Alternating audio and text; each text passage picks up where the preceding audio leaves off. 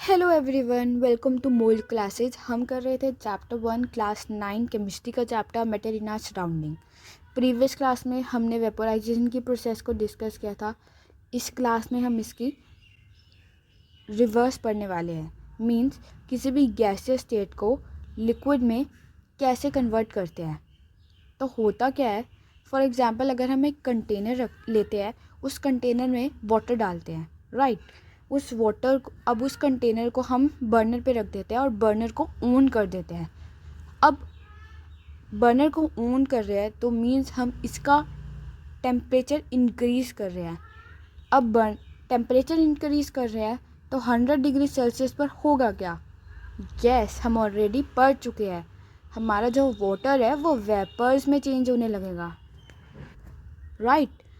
अब जैसे ही हमारा वाटर वेपर्स में चेंज होने लगता है तो हम कर देते हैं बर्नर को ऑफ। और जैसे ही बर्नर को ऑफ करते हैं तो हम एक प्लेट लेकर उस कंटेनर को कवर कर देते हैं उस प्लेट से। अब विद इन 2 और 3 मिनट जब हम प्लेट हटाते हैं तो प्लेट के पीछे हम क्या देखते हैं कि जो हमारा वाटर है वो चिपक चुका है उस प्लेट से। मीन्स जो हमारी प्लेट है ना, उस पर बहुत सारा पानी आ चुका है, जबकि हमने प्लेट के ऊपर तो पानी डाला नहीं था, हमने तो कंटेनर में वाटर डाला था। तो फिर हमारा जो वाटर है अपने आप उड़ के प्लेट पे कैसे आ गया? तो हुआ क्या बच्चे यहाँ कि जब हमने अपना बर्नर ऑन किया था तो मीन्स हम कर क्या रहे हैं, टेम्परेचर इंक्रीज़ कर रहे हैं। तो जब इंक्रीज़ कर रहे हैं तो हमारा स्टेट चेंज हो जाएगा, मीन्स लिक्विड टू गैस में चेंज हो जाएगा। ये हम ऑलरेडी पढ़ चुके हैं प्रीवियस क्लासेस में। अब जैसे ही फॉर्म चेंज हुआ तो हमने उसको कर दिया कवर। मीन्स अब जो वाटर था जो कि गैसियस फॉर्म में था वो प्लेट के साथ चिपक गया है। फॉर एग्जांपल ये हमारा वाटर है, ये प्लेट के साथ चिपक गया है जो कि गैसियस फॉर्म में है, क्योंकि 100 डिग्री सेल्सियस पे हम तो वाटर को बॉयल कर रहे थे। अब बर्नर ऑफ कर दिया तो टेम्परेचर कम हो गया, और टेम्परेचर कम हो गया तो ये जो प्लेट के साथ वाटर चिपका हुआ था वो नीचे भी तो आएगा, वो नीचे आ गया। और नीचे कैसे आया? क्योंकि हमें पता है जब हमने वाटर को गैसियस स्टेट में किया था। अब गैसियस स्टेट के पार्टिकल्स कैसे होते हैं, गैसियस स्टेट की प्रॉपर्टी को हमने पढ़ा है प्रीवियस क्लासेस में, कैसे होते हैं गैसियस स्टेट के पार्टिकल्स। फॉर एग्जांपल ये हमारा गैसियस स्टेट है और इस पे पार्टिकल्स कैसे होंगे, कोई यहाँ जा रहा होगा, कोई वहाँ होगा। इनमें जो इंटरमोलिकुलर स्पेस होता है वो बहुत ही ज़्यादा होता है। सी कितना ज़्यादा है, मतलब जो पार्टिकल्स होते हैं वो बहुत ही दूर दूर होते हैं। और जब हमने अपना टेम्परेचर कम कर दिया तो अब जो हमारा गैसियस स्टेट है वो लिक्विड में कन्वर्ट हो गया। अब लिक्विड में कन्वर्ट हो गया तो इसके पार्टिकल्स कैसे होंगे?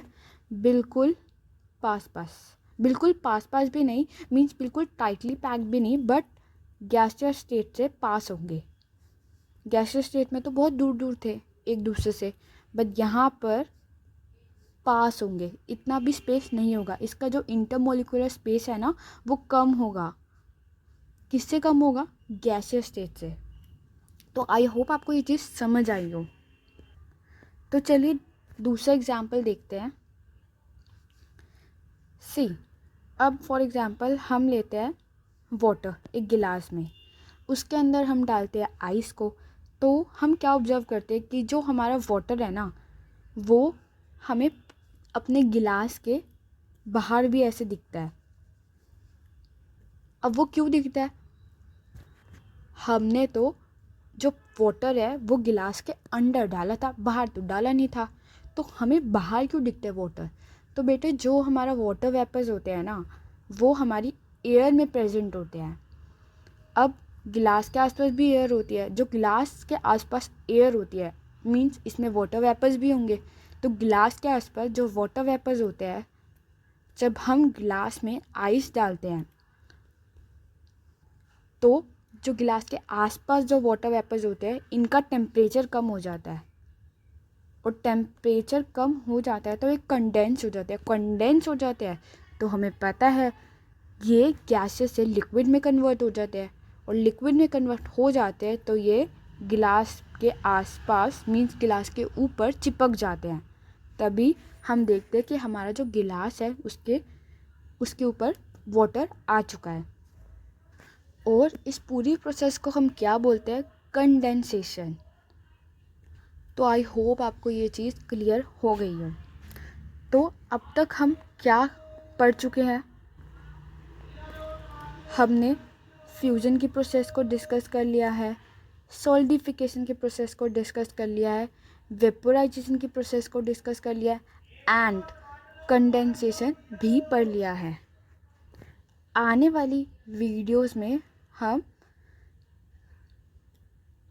डिस्कस करेंगे कि कोई भी सॉलिड स्टेट डायरेक्ट गैसेस में कैसे कन्वर्ट होती है और कोई भी गैसेस स्टेट को डायरेक्ट सॉलिड में कैसे कन्वर्ट करते हैं।